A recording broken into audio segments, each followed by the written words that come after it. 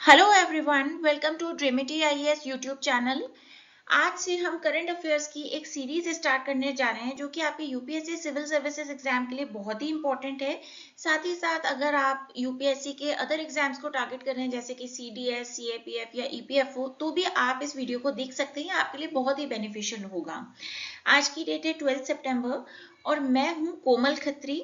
मुझे 7 इयर्स का एक्सपीरियंस है यूपीएससी की फील्ड में, including teaching and content development. Start करते हैं।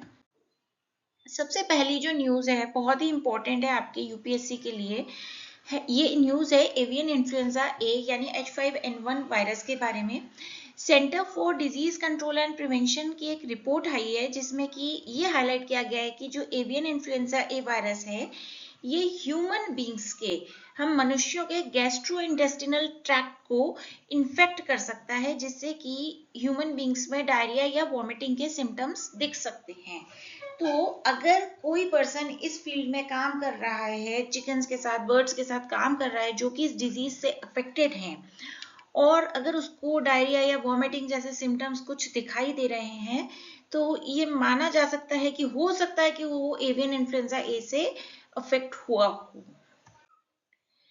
अब बात करते हैं इस वायरस के बारे में। ये एक हाईली पैथोजेनिक वायरस है जो कि बर्ड्स को बहुत ज़्यादा अफेक्ट करता है। मैमल्स को भी अफेक्ट कर सकता है लेकिन बहुत ही लिमिटेड वे में।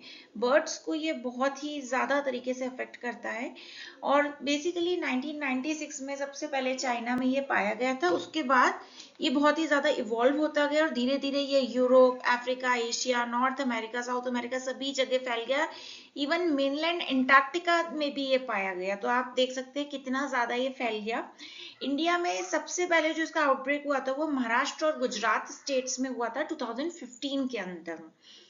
अब बात ये करते हैं कि इससे जो मेनली जो स्पीशीज अफेक्ट हुए हैं आपके, वो तो चिकन है, लेकिन ह्यूमन बींग्स को भी रेयरली इससे अफेक्ट हो सकता है अगर वो इन्फेक्टेड बर्ड्स के साथ कांटेक्ट में आते हैं तो।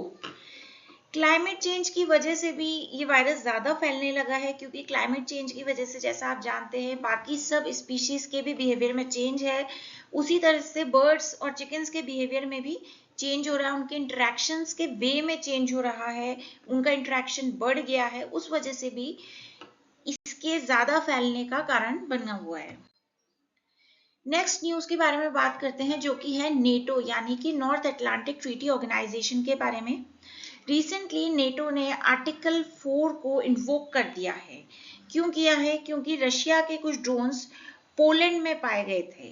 रशिया और यूक्रेन के बीच युद्ध चल रहा है, ये आप सब जानते हैं, लेकिन रशियन ड्रोन्स पोलैंड में पाए गए थे और नेटो ने इसको इस तरह से माना है कि वो मॉस्को की तरफ से यानी रशिया की तरफ से एक एक्ट ऑफ एग्रेशन है पूरे नेटो के लिए, इसलिए उन्होंने आर्टिकल 4 को इन्वोक किया है। और इसके बाद जो स्टेप होगा वो बस आर्टिकल 5 होगा, यानी कि आर्टिकल 5 इन्वोक हो गया तो नेटो की तरफ से रशिया के प्रति एक पूरा फुल फ्लेज्ड वॉर स्टार्ट किया जाएगा। नेटो के बारे में जानते हैं। नेटो की जो शुरुआत है वो 1949 में हुई थी और ये कब हुई थी? नॉर्थ अटलांटिक ट्रीटी के अंतर्गत। और इसमें बेसिकली क्या हुआ था कि जो सोवियत यूनियन का एक्सपेंशन हो रहा था उसको डिटर करने के लिए, उसको रोकने के लिए नेटो की स्थापना हुई थी, हम ये कह सकते हैं, क्योंकि रशिया जो है वो यूरोप की तरफ एक्सपैंड किए जा रहा था वर्ल्ड वॉर के बाद, तो इसलिए नेटो बनाया गया था कि उसके एक्सपेंशन को हम कुछ हद तक कंट्रोल कर पाए, रिड्यूस कर पाए। नेटो के जो हेडक्वार्टर्स हैं ये बहुत इंपॉर्टेंट है, आपको ध्यान रखना है, ये ब्रसल्स बेल्जियम में है। ठीक है, ये चीज बहुत है, आपको ध्यान रखनी है। और प्रेजेंटली 32 कंट्रीज इसकी मेंबर हैं। बेसिकली नेटो की जो स्थापना हुई थी वो इस बेसिस पे हुई थी कि अगर किसी भी नेटो मेंबर को किसी अदर कंट्री ने अटैक किया तो ये सारे नेटो कंट्रीज पे अटैक माना जाएगा। यानी कि अगर अभी जैसे पोलैंड पे रशिया अटैक कर दे तो वो सिर्फ पोलैंड पे अटैक नहीं माना जाएगा, वो सभी नेटो कंट्रीज पे अटैक माना जाएगा, तो सभी नेटो कंट्रीज मिलकर उसको जवाब देंगी। अभी तक सिर्फ एक बार ही आर्टिकल 5 को इन्वोक किया गया है, वो जब 9/11 टेररिस्ट अटैक्स हुए थे यूएसए में तब किया था, तब नेटो कंट्रीज ने मिलकर इसका मुंह तोड़ जवाब दिया था।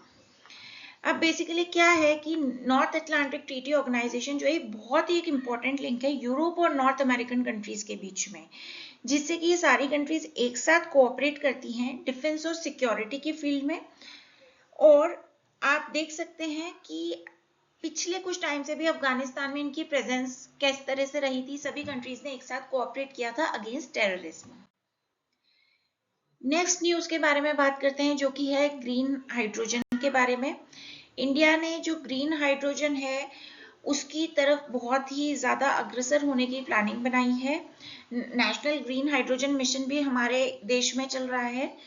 तो ग्रीन हाइड्रोजन के बारे में जानते हैं। ये basically colourless, odourless, tasteless, non toxic, highly combustible gaseous substance है। कलरलेस यानी इसका कोई कलर नहीं है, ओडरलेस यानी कोई स्मेल नहीं आती है इसकी, and it is non-toxic. You have to remember this. It is not harmful to the environment. ये बहुत ही लाइटेस्ट सिंपलेस्ट फॉर्म है गैस का यूनिवर्स में।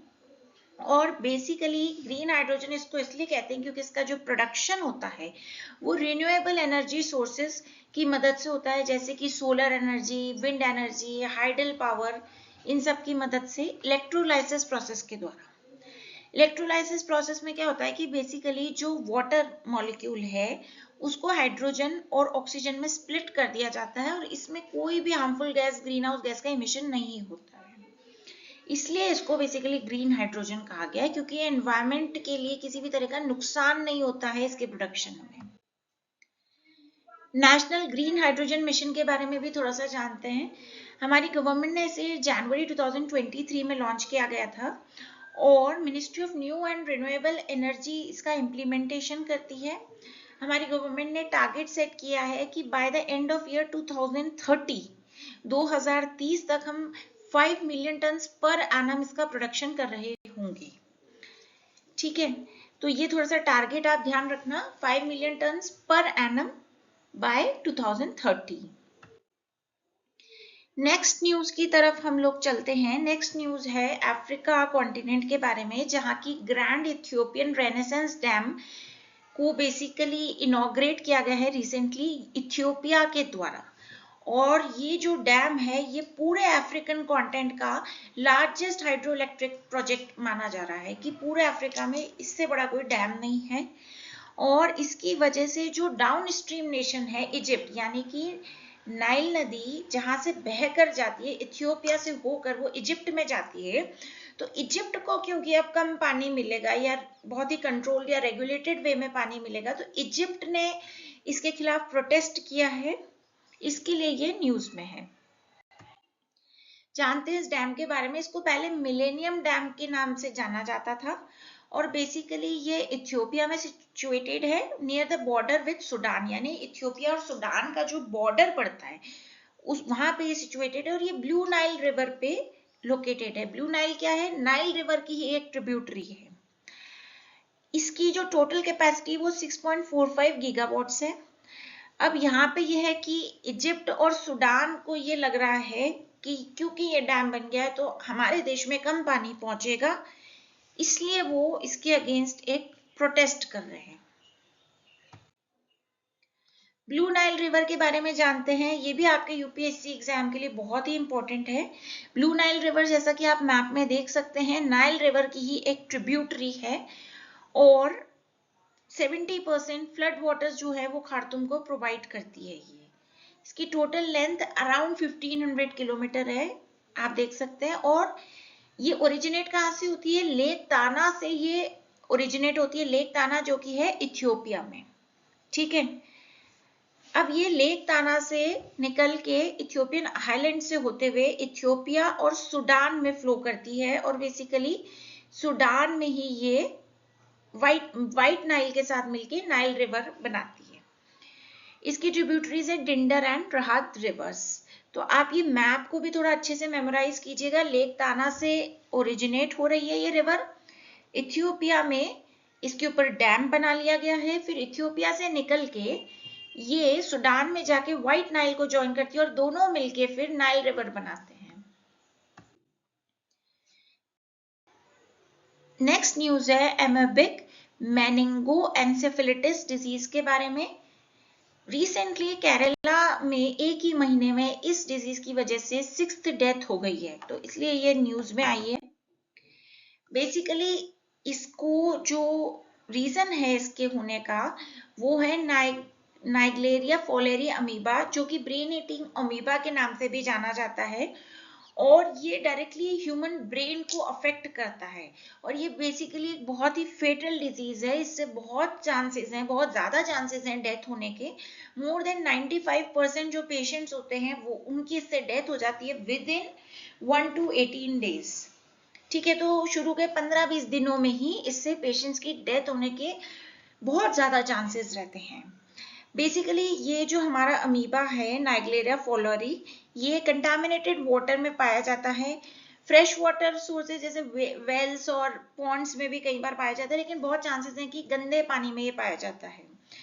और ये बॉडी में नोज के थ्रू एंटर करता है। अगर आप बाथिंग कर रहे हैं गंदे पानी से या स्विमिंग कर रहे हैं तो भी ये एंटर कर सकता है, और ब्रेन तक पहुंच के ये टिश्यू डिस्ट्रक्शन और स्वेलिंग में रिजल्ट दे सकता है। ब्रेन तक पहुंच के या आपके अंदर के जो सेल्स हैं, टिश्यूज हैं, उनको डिस्ट्रॉय कर सकता है, जिससे कि स्वेलिंग दिख सकती है। ड्रिंकिंग वाटर के थ्रू ये पास ऑन नहीं होता है, और पर्सन टू पर्सन भी डायरेक्टली पास ऑन नहीं होता है। सिम्टम्स देखते हैं, अगर हेडेक हो रहा है, फीवर हो रहा है, वॉमिटिंग, नोजिया, या बहुत ज्यादा कंफ्यूजन आपको हो रहा है, हेलुसिनेशंस हो रहे हैं, तो ये सब बेसिकली इसके सिम्टम्स हैं। अब आप ये देख सकते हैं क्योंकि ये ब्रेन को अफेक्ट कर रहा है, तो यहाँ पे सिम्टम्स आपको कंफ्यूजन देखने को मिल जाएगा कि इस तरह के पेशेंट्स में कंफ्यूजन होता है, या सीजर्स आते हैं, या हेलुसिनेशंस होते हैं, या वो पेशेंट्स जनरली कोमा में चले जाते हैं, क्योंकि ये ब्रेन को अफेक्ट करता है डायरेक्टली। कुछ पीवाईक्यूज डिस्कस करते हैं, प्रीवियस ईयर क्वेश्चन। जैसे कि एक क्वेश्चन आया था यूपीएससी में कि इन कंट्रीज में से कौन सी कंट्रीज जो हैं वो नॉर्थ अटलांटिक ट्रीटी ऑर्गेनाइजेशन का पार्ट हैं, जैसे कि Austria, Sweden, Bulgaria, Croatia, Finland. तो इसका आंसर आप कमेंट सेक्शन में जरूर बताइएगा।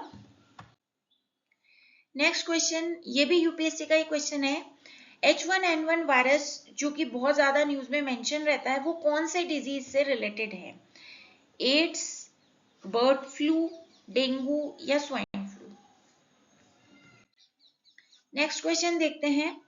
ग्रीन हाइड्रोजन के बारे में यहाँ पे कुछ स्टेटमेंट्स दिए गए हैं, और आपको बताना है इसमें से कितने स्टेटमेंट्स सही हैं। Only one, only two, all three, या नन ऑफ द स्टेटमेंट्स।